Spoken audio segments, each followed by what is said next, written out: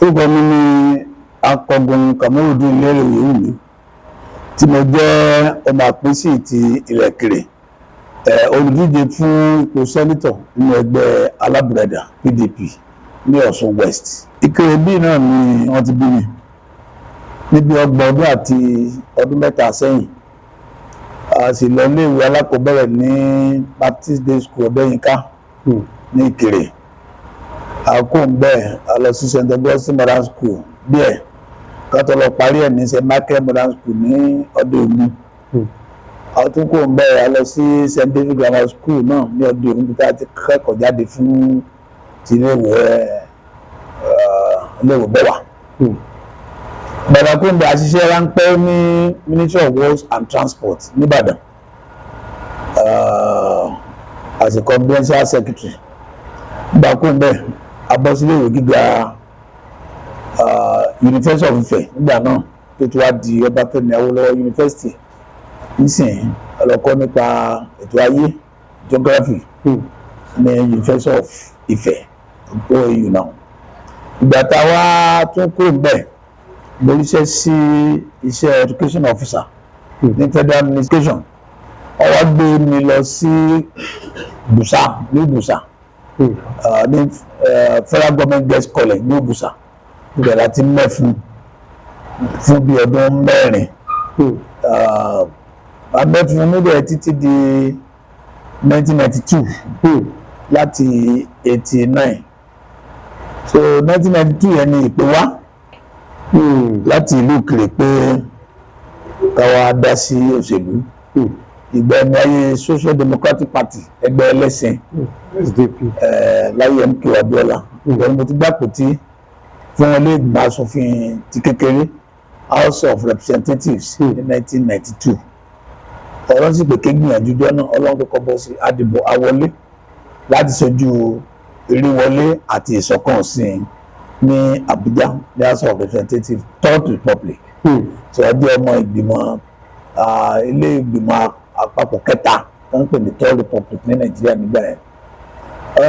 A sì ẹbí ẹ̀ ṣùgbọ́n ọ̀rọ̀ MKO àti gbogbo tó ṣẹlẹ̀ nígbà náà tí Babangida tán káńsù gbọ́ MKO kò jẹ́ kí ìjọba ó tọ́jọ́ tí ológun tún fi gba ìjọba padà ní December 1992 náà. Gbàdé nígbàjọba padà tó di 1994 ìjàgbé á bẹ̀rẹ̀ lórí ọ̀rọ̀ June 12 1993-94.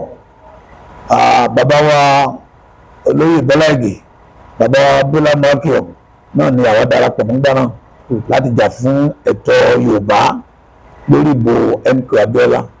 Bọ́lá dá Afẹ́nifẹ́re wà. Èmi ní akọ̀wé Afẹ́nifẹ́re ní Osun West Central Senatorial nígbà náà. Mo tún jẹ́ alága Afẹ́nifẹ́re yẹn níjọba ìbílẹ̀ Ìrèwọlé ní ibi táwa yìí. Àdúgbò yẹn lọ sáà tó fi di 2009 tí wọ́n dá ẹgbẹ́ òṣèlú mi sílẹ̀. So àwọn àjọ dá AD sílẹ̀ nígbà náà, Alliance for Democracy. So àṣẹ díẹ̀ kó tó di pé a tún lọ darapọ̀ mọ́ PDP. Bàtà darapọ̀ mọ́ PDP ya 2000 ni mo di alukoro ẹgbẹ́ PDP nípínlẹ̀ Ọ̀ṣun. So àṣẹ títí di 2003 tí gọ́vùnà Oyinlọ́lá tó di gọ́vùnà. Àti àbọ̀ Oyinlọ́lá di gọ́vùnà wọ́n fi mi ṣe alága àfìdíhẹ́ ní ìjọba ìbílẹ̀ Ìrèwọlé 2003 to early 2004. Tá a kó wá fi dìbò gan láti di alága ìjọba ìbílẹ̀ Ìrèwọlé nígbà náà 2004.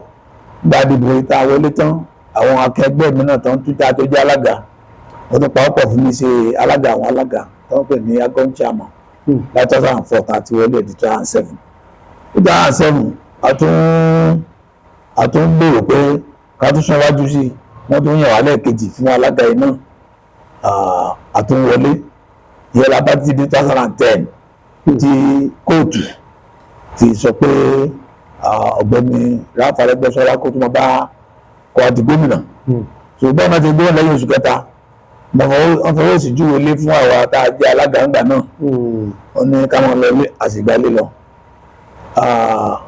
ìgbà láti wà nílé títí di 2012 nígbà 2012 ìyá wa Eléré Olúṣọlá Ọbàdàn bẹ́ẹ̀ ni wọ́n wà ní Minister for Defence so wọ́n tún fi orúkọ mi ránṣẹ́ bẹ́ẹ̀ni commissioner fún elétò ìkànnì nípínlẹ̀ Ọ̀ṣun federal commissioner fún National Publicity Commission tí mo tún lọ sójú Ọ̀ṣun state ní Àbújá fún ọdún 2012 to 2017 so gbàtà tó kò bẹ́ẹ̀ èmi náà rí pé ẹ̀ka bàbá ṣe lé àwọn APC kò so èmi náà bá kò tí gómìnà àdúgbò 2017 títí 2018 ìgbà tó kú bẹ́ẹ̀ mo gbé ambition ìṣẹ́gbẹ́ kan mo lọ dàpọ̀ mọ́ gómìnà wa nísìnyí Senator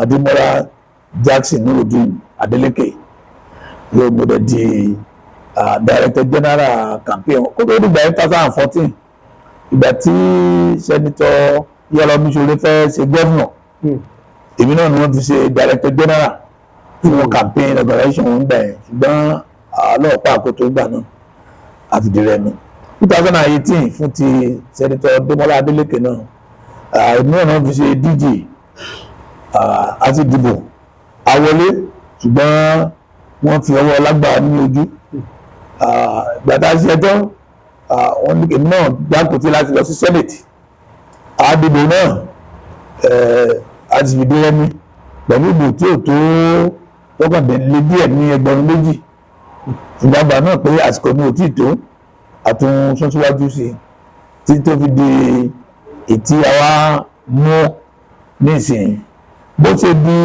tàṣí pé ti 2019 yẹn ó wá fẹ̀yìn bọ́lẹ̀ ní Supreme Court gómìnà wa a sọ pé ẹ̀sìn ìdáná mọ́tògùn òun náà láti fi ṣe gómìnà lágbà láti bẹ̀rẹ̀ iṣẹ́ akọ́rawájọ ní ìmọ́lẹ̀ team lábẹ́ ọ̀gá wa Professor Wálé Ọládípọ̀ ìwádìí kọ́ wájọ pé Démọ́lá tá a ti rí yìí o tá a ti dánwò yìí o tá a rí pàrọ̀ fẹ́ràn yìí o ọ̀rọ̀ lágbọ́dọ̀ tó gbé kalẹ̀ àti dúpẹ́ lọ́dọ̀ Ọlọ́run lónìí pé wọ́n ti di gómìnà ìpínlẹ̀ Ọ̀ṣun tó bọ́ ṣe gómìnà tán èmi náà tèmi náà ṣe tí mo fìdí rẹ nígbà náà èmi náà kó ń di ọmọ ráhùn roko mọ́ díẹ̀ náà lábẹ́lé títí ó àṣẹdúpẹ́ pé ìgbà tá a ṣe primary náà ìbò kọ̀mẹ́sì ọyẹ nínú ẹgbẹ́ àtúndúgba orókè láti díje fún ipò sẹ́nítọ̀ tó yẹ nínú ẹyin la wà báyìí kí Ọlọ́run Olódùmarè kó bá ní fàṣẹ sí.